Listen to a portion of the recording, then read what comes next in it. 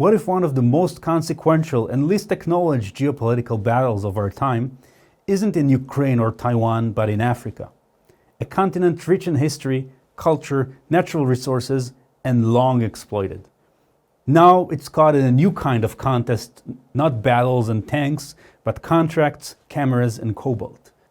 Africa's new colonizer, how the CCP quietly took over a continent, and what comes next. Because while the world's attention is fixed on the obvious flashpoints, Africa has become a quiet front in a much deeper confrontation. The clash between two worldviews, one that sees people as sovereign and free, and one that sees them as tools to be managed, surveilled, and controlled. I'm Tammuz Ittai, and this is Global Risk Profile. Not your typical geopolitics channel. Here, we don't just chase breaking news. We ask what really shapes the future and at what cost. Today, we're digging deeper into a story that will define much of the 21st century's strategic terrain: China's silent takeover of Africa. For the past 2 decades, the CCP has built at least 1,243 loans totaling $170 billion for African nations, financing everything from ports in Kenya to highways in Ethiopia, hydropower in Zambia, and telecom networks across 40-plus countries. Meanwhile, many African leaders, some of whom turned to China after growing frustrated with Western conditions and hypocrisy, are now waking up to a grim realization. These weren't partnerships, but influence operations disguised as aid, built on elite capture, surveillance, and debt dependency. Now, the US and its allies say they want to respond. But the real question is not only how quickly the free world moves, but it's also how. With Western values intact or again compromised?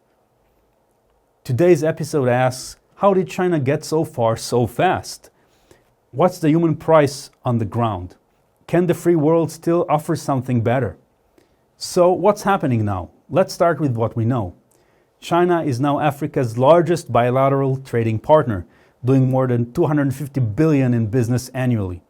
But this is not development, it's a new chapter in influence economics. Chinese banks like Exim and ICBC offer cheap, fast loans to build stadiums, airports, power plants. In Zambia, for example, the $2 billion Kafue Gorge Lower Hydropower Project is funded 85% by Chinese credit. But here's the catch. Those same projects often come with clauses that let Chinese firms run the show until the debt is paid off, which, thanks to complex loan terms, could take decades or forever. And Zambia isn't alone.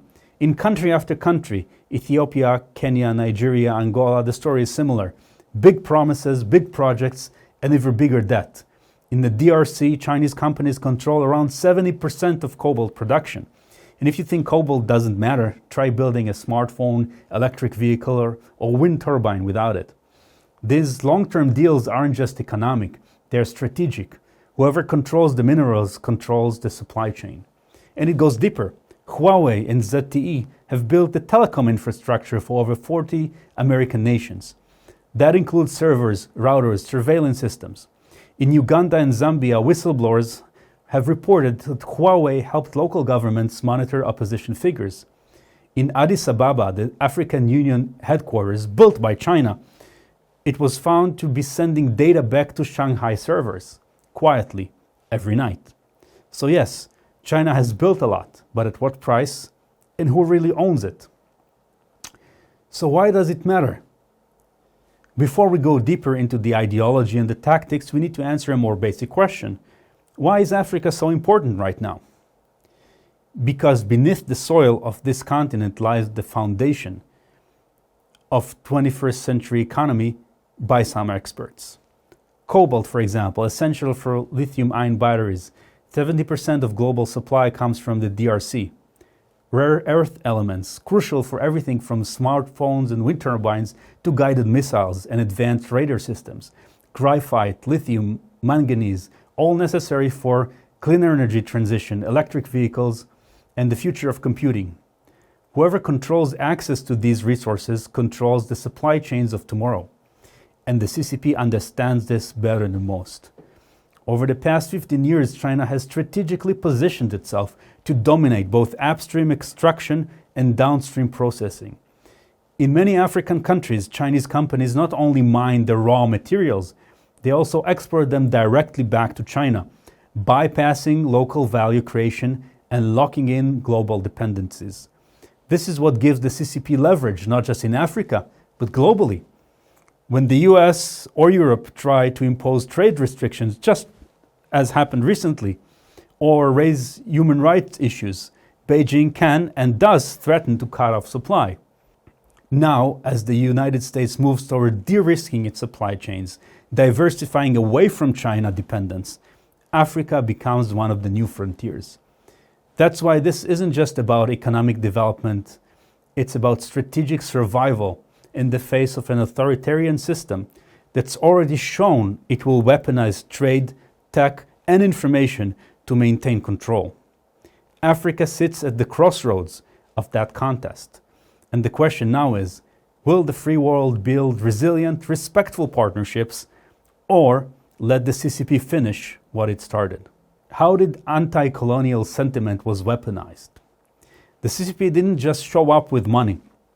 They showed up with a message. We were colonized too. We understand. It's a brilliant tactic because it contains a seed of truth. Western colonialism brutalized Africa. The scars are still fresh. And when Western diplomats arrive with lectures about transparency and good governance, it can feel like a hypocrisy. But here's where it turns. China uses that history not to heal, but to manipulate. It offers aid without accountability, investment without oversight, and many African governments, especially those under pressure, take the deal. No press scrutiny, no IMF conditions, no pesky demands for reforms, just money, fast. But the people, they see the cost. Mines where locals can't get jobs, roads that lead to ports they can't control, surveillance systems watching not Chinese but African citizens. This isn't solidarity, it's strategic exploitation wearing the mask of shared trauma. So let's talk about how this works practically. There is a pattern, a playbook, the CCP repeats with precision. First, they offer loans for big infrastructure projects, airports, power plants, data centers. The numbers look good on paper. Second, the contracts go to Chinese state-owned firms who bring their own workers, own materials, and often management. Local employment, minimal. Third, in exchange for those loans, African countries sign over access to strategic assets, cobalt mines, oil fields, or land rights. Fourth, China builds the digital infrastructure, telecoms, smart cities, government surveillance hubs. And fifth, elite capture. Sometimes it's bribery, sometimes cushy contracts for political families, sometimes just the quiet promise of no interference. Once you have those 5 layers in place, the result isn't just influence, it's dependency. It's a system where saying no becomes economic suicide. Now comes the hard part. What is the free world doing? And is it doing it any better? The US and the G7 have launched initiatives like the Partnership for Global Infrastructure and Investment. There is the US Development Finance Corporations. The EU is trying to boost its African engagement. All good steps. But so far they've been slow, bureaucratic, reactive. And here's a bigger concern. We've been here before, sort of. During the Cold War, the US supported anti-communist regimes across Africa and the world, regardless of how brutal or corrupt they were. Mobutu Sese Seko in Zaire, the apartheid regime in South Africa, and others. The logic? Better our dictator than their revolutionary. It may have worked short term, but it destroyed trust. Many Africans came to see democracy not as a principle, but as a brand the West uses when convenient. So today, as we push back against the CCP's influence, a real danger is that we repeat the script. But that doesn't have to happen. We can compete with the CCP without becoming like it. By supporting local entrepreneurs, not just foreign contractors, by listening, really listening, to what African nations actually want. And here is something that often gets missed. Africans aren't just passive recipients in this drama. They have agency. There is growing resistance. In the DRC, for example, local workers have protested Chinese mining conditions. In Kenya, activists are suing over illegal surveillance contracts. In Zambia, a new government is renegotiating debt. Ghana is cracking down on illegal gold mining by Chinese nationals. Civil society is stirring. Journalists, youth movements, whistleblowers, they're asking, why are Chinese firms above the law? Why are our minerals going out but our people are still poor? The free world talks about empowerment. Here is the moment to prove it.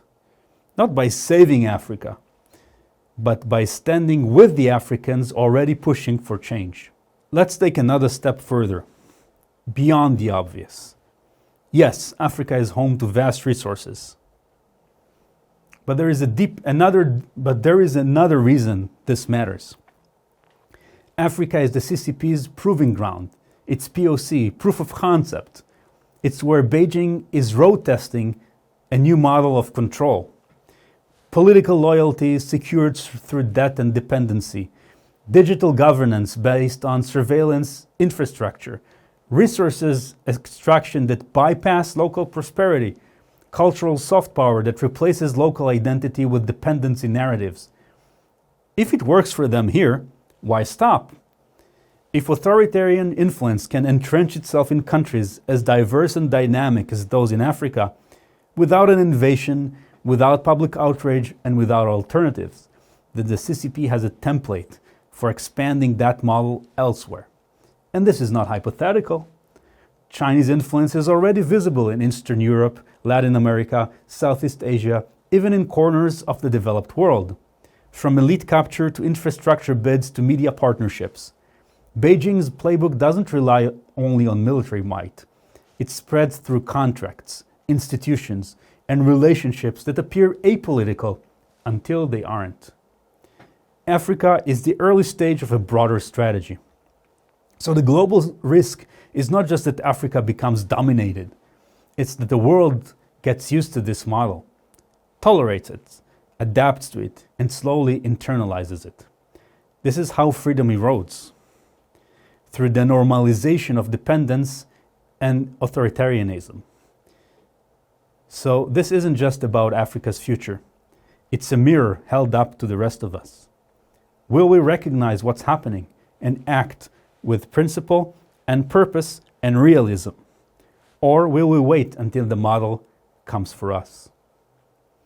The new colonialism doesn't come with flags. It comes with fiber optic cables and loan agreements. The free world lost time, a lot of time, but it hasn't lost the war, not yet. This is about more than Africa. It's about whether the future is shaped by freedom and respect or control and dependency. I'm Tammuz Ittai, and this has been Global Risk Profile. If the story matters to you, share it, subscribe, and we'll be back soon. Thank you.